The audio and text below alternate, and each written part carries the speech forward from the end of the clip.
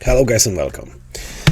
In this video I'll give you my personal insights into Elden Ring's DLC, 2 new weapons and 1 incantation, which fit my build, which is based on the strength, dexterity and faith. I am a 174 level player who's nearly completed the whole Shadow of the Erdtree DLC. I've used obviously Wiki for help. I've checked a lot of materials in the internet how to play, and I am personally playing a lot of PvP. I like to invade the other players. I'm also helping other players as a hunter, and I found in the original game my build was based on draconic incantations and blasphemous blade. I haven't found all of the talismans. I am not using that much of the buffs, so I'm just a normal casual player who's into playing with a number of options here. And I think that the build I've found and the weapons that I found in the DLC are really useful when it comes to PvP. If you are an inverter yourself, if you like to play the Colosseum, if you are a decent player. And here's my guide, a short tutorial on the items I use and how I invade other players, the tactics that I use and what I found. So the video I am about to present to you will contain the spoilers. As you can see, you've probably noticed the talismans I'm using, you've noticed what level I am, and you've noticed what is my build here like. At the moment, I decided to use the Greatsword of Damnation, which is an extremely interesting item you get from the DLC. I will also cover Mesmer's Orb, and I will also cover the Madden Hand here, giving you an example of each weapons used in a PvP. I hope you will guys enjoy the video. I'm not a super pro in the game. I'm just a casual player, so just bear in mind this video will contain some spoilers, so if you don't want to spoil your game and you haven't progressed towards the game that much, then just stop watching the video, I guess. Thank you. So the first item that I've found really interesting is the Greatsword of Damnation, which you get for killing Midra. I like this item because it matches my build, which is strength, dexterity and faith based, and I also think that its skill is extremely rewarding when you fight against one enemy. Without going into further details, I'll give you a video example of how I used it. So in my humble opinion, the sword is best used against a single enemy. However, if you're facing off against multiple enemies, a good thing about this sword is that you are invulnerable until the animation of the skill is finished and you jump into the air, which gives you extra room for avoiding spells, avoiding attacks and stuff like that. It's hard to use when you are faced against multiple enemies, so my personal suggestion is to use it against a single enemy, and take a look at the video of one of my invasions in Farum Azula.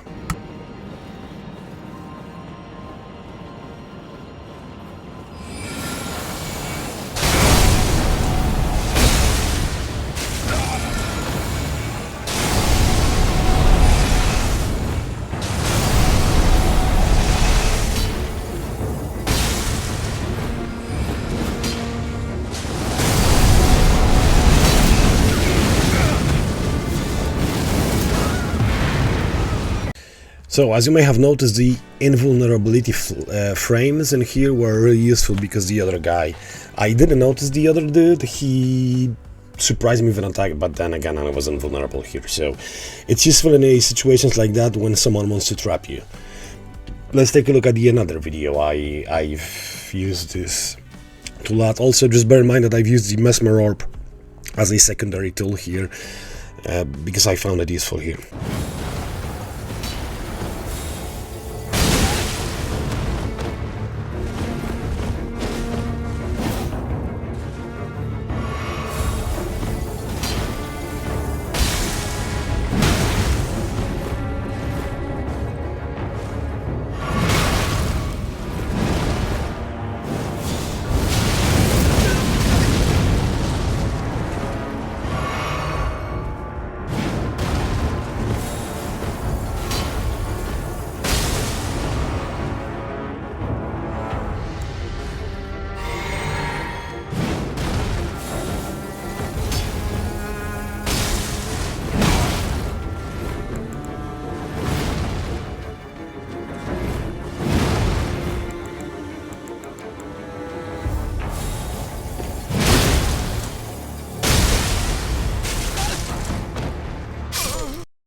So in that video I was fighting 1v1 because I killed the other dudes shortly before making that video. And as you may have noticed, the Sword of Damnation has been used in two case scenarios. One when I landed a direct hit and I fouled up, and one when I missed the first attack and then an AoE attack came in handy later on. Both of those attacks were extremely handy and surprised my enemy. I think that's a great thing about that tool. Now take a look at my third video. I was summoned as a hunter here. I didn't remember that location that much, so I was struggling a bit into finding out the way to reach my opponent here. And I caught the invader by surprise here and I killed him in one hit. So take a look how useful this tool can be when you surprise your opponent. Bam, and he's dead.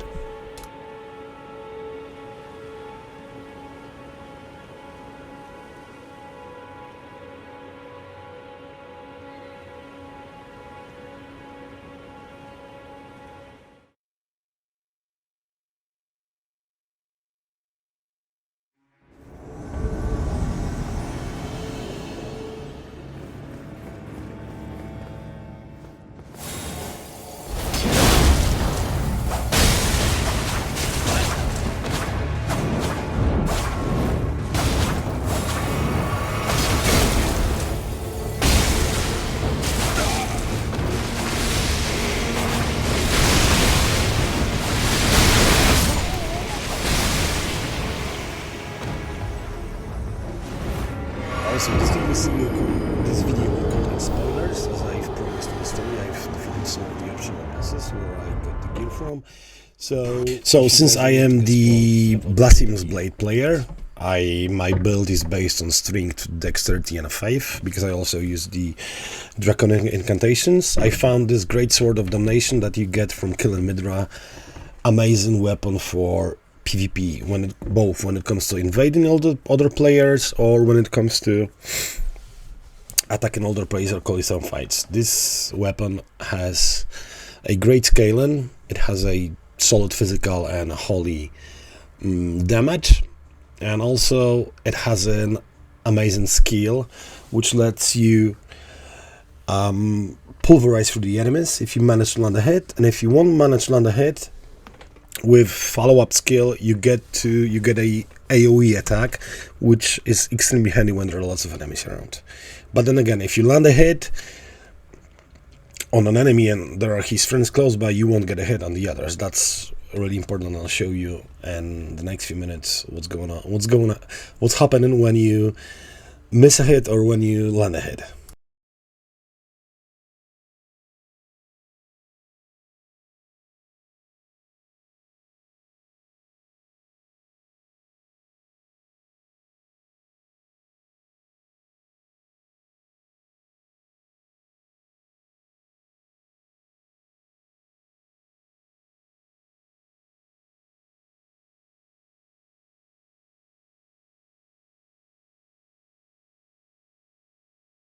So when it comes to the second item I find really useful, this is the incantation you get from beating the Mesmer, and it's the Mesmer's Orb.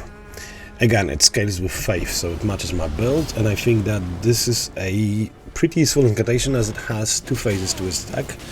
One is the fact that you jump high into the air, which makes your character hard to hit for a minute. Two, when you hit the ground, you might press the button again and it explodes. So you get two hits in one shot, which could be confusing to the enemies you were facing. I'll give you an example in a minute on how I used it to confuse my enemies. I guess that players will get used to it once they discover all the new incantations, but for the time being I managed to surprise a number of players with my attacks here while I was swapping weapon and incantations.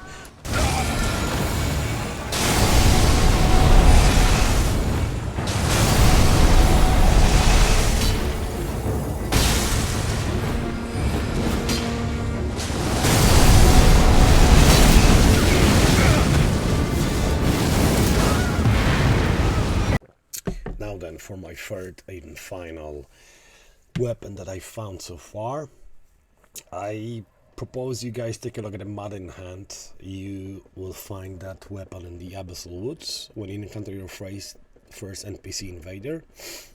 I find this weapon particularly useful when it comes to PvP and hand-to-hand combat. So it inflicts fire and also inflicts madness, which you might use to your advantage when you manage to stagger your enemy when you inflict the madness.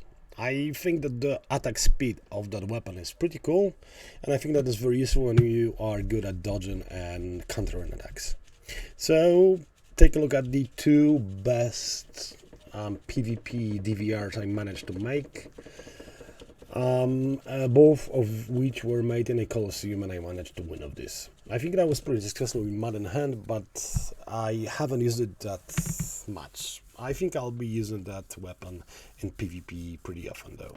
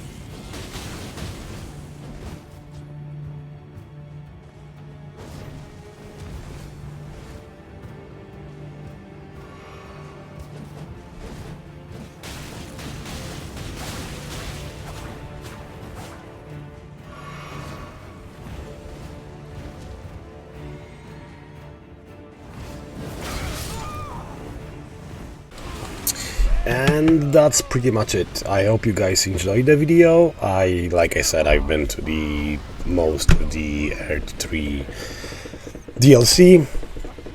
Those are my first conclusions. I've obtained those weapons this Friday, so it's been 3 days ago. My previous PvP build was based on the Blasphemous Blade. I haven't yet tested all of those, or what all of those new weapons have to offer. But those are my primary conclusions when it comes to the DLC, and I think those weapons will offer a lot of new options to the PvP players. Perhaps new players will gain some advantages. Perhaps the meta will change. I don't know, we'll see about that. I hope you guys enjoyed the video. If you have some comments about the new weapons, leave a comment down below. I'll be happy to share my experiences with you, and I hope this video wasn't too lengthy, and I hope you guys enjoyed it. It's been a bit analytical, I guess. Thank you.